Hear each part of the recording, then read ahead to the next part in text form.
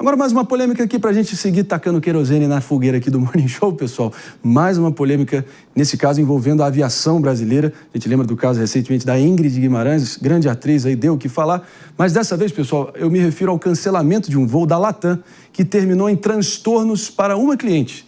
Ninguém melhor que David Tarso para explicar para nós essa história. E aí, David? Pois é, Marinho, isso repetidas vezes acontece, mas dessa vez o Tribunal de Justiça de São Paulo negou um pedido de indenização por danos morais de uma passageira que teve o voo cancelado e foi realocada para um horário no mesmo dia, só que 12 horas depois, acredite. O que aconteceu?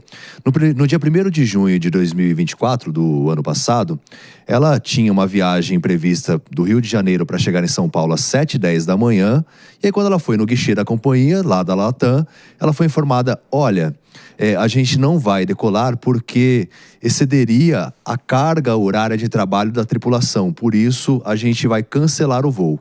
E ela teve que aguardar 12 horas, é isso mesmo, 12 horas para conseguir enfim chegar em São Paulo. Ela entrou então com pedido de indenização de R$20 mil, só que esse pedido foi negado pelo Tribunal de Justiça de São Paulo porque, segundo a análise da Justiça, ela não teve elementos suficientes para comprovar que ela foi lesada nesse caso. Mas vai você, cliente de uma companhia aérea, por exemplo, da Latam, chegar atrasado lá. Você perde a passagem.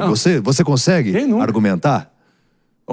Tem alguns que tem a lábia melhorzinha, tem outros que tem menos, mas não dá. Pagar, você vai ter que pagar. Outro dia eu rodei por 2 minutos, me realocaram em outro. Tudo bem que era 1 hora depois, agora 12 horas depois é um prejuízo absurdo. Muda a logística completamente. Pepe, justiça foi feita ou a justiça não foi feita?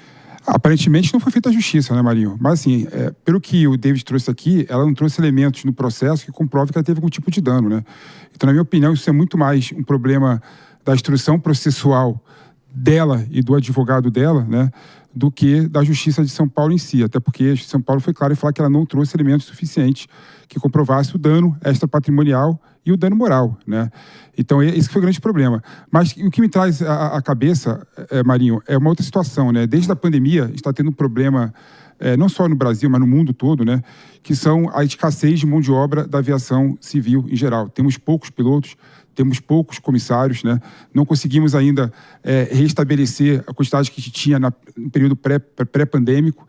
E isso cria um problema, né? Porque, infelizmente, ou felizmente, não, felizmente corrigindo aqui, as pessoas têm que cumprir uma determinada hora máxima, né, de jornada, né? Isso é bom para a segurança do voo, segurança de todas as pessoas e todos os passageiros. Mas, na minha opinião, a companhia aérea tem obrigação de fazer a gestão dessas pessoas, dos pilotos e da logística do comissário de bordo de uma forma muito mais efetiva e transparente. Não dá para falar assim, desculpa, esse voo aqui não dá para subir porque o tripulante que ia assumir o voo já cumpriu toda a carga horária máxima. Não dá para aceitar isso. Tem que começar a gerir melhor a sua força de trabalho interna. Não dá para citar esse tipo de argumento. É isso que é inaceitável e que caberia a indenização. Porque como que fica o planejamento? A empresa não tem um planejamento, falar assim, o funcionário trabalhou até tal hora, então vai dar a jornada dele. Claro.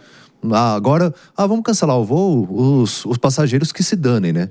Basicamente fizeram isso com essa... Porque alocam os voos já sabendo que vai bater com a jornada, então é complicado, porque a pessoa compra o voo e não sabe o que se passa e se...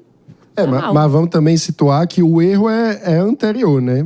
O erro é na escala da logística da equipe, porque uma vez identificando que a carga horária seria ultrapassada e eventualmente colocar os funcionários para fazerem a operação do voo em estafa ou, enfim, descumprindo as normas de segurança sobre o repouso da equipe, isso colocaria em risco a segurança de todos. Mas, mano, então, seria ainda pior. Eu concordo com você, mas queria só colocar um elemento que eu acho que é a pimentinha do bolo. Às vezes não é fácil você dimensionar a quantidade de horas trabalhadas da tua força de trabalho. Por exemplo, às vezes você está num voo e você fica parado 5 horas, 6 horas, 7 horas, porque não tem teto no destino, né? E aí você acaba prejudicando todo o andamento dos voos seguintes, né? Mas isso aí é um problema da companhia aérea, né? Ela tem que ter um plano de contingência para poder absorver em situações como essa. Seria preciso, no caso, ter uma equipe reserva, alguma forma de acionar uma outra equipe para rodar no, digamos assim, numa espécie de plantão aí, né? Eu já passei por uma situação assim. Eu lembro que a gente estava no voo, pronto para embarcar, e não ia porque tinham que fazer justamente o rodízio de algumas pessoas dessa equipe, porque já tinham excedido a jornada. Então a gente esperou, conseguiu achar pessoas que estavam próximas ali, funcionários próximos, que estavam no aeroporto vizinho, e trouxeram esses funcionários para cumprir o voo, no caso. Importante destacar aqui, pessoal, que, claro, seguindo o manual do bom jornalismo, claro que a produção aqui do Morning Show e a Jovem Pan entrou em contato com a empresa Latam, pediu pronunciamento, mas a Latam se absteve, dizendo que não comenta decisões judiciais, seja transitadas em julgado ou ainda em curso.